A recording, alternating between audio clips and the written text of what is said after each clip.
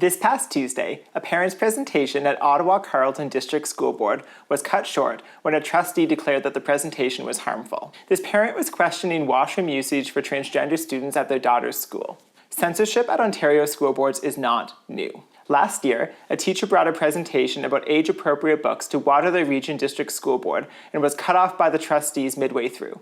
Last month, I brought a presentation to Halton District School Board and was censored and told that I couldn't say certain things about a lack of professionalism policies for teachers. In Ottawa this week, the reason for restricting speech was apparently that it creates an unsafe environment for transgender individuals. As someone who is transgender, I strongly challenge that assertion. Ideas are not unsafe.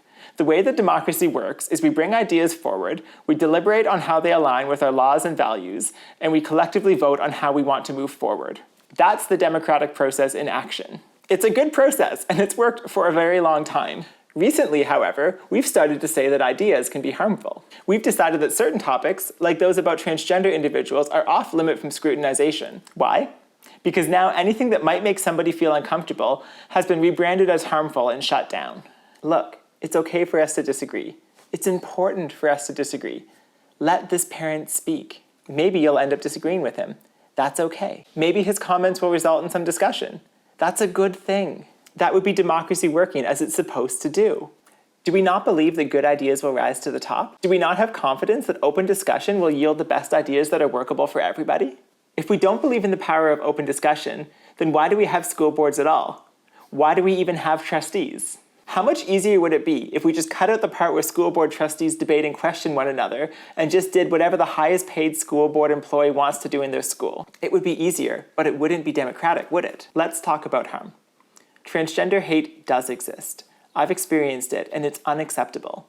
But we do our democracy a disservice when we decide that a politely expressed question at a school board meeting is transphobia. Some people seem to think that shutting down discussion of transgender matters protects transgender people. It doesn't. Repressing democracy in the name of transgender people is fueling continual hate against the transgender community. Do you know what the hardest thing is about being transgender? For me, it's that many people, quite understandably, are rather uncomfortable talking to me because of all of the hazards that we've created around language and what can and cannot be said. What the Ottawa trustees did in this week's meeting perpetuates that exact mindset, that transgender individuals are so vulnerable that speech must be censored for their protection. See, this isn't even about washrooms anymore now, is it?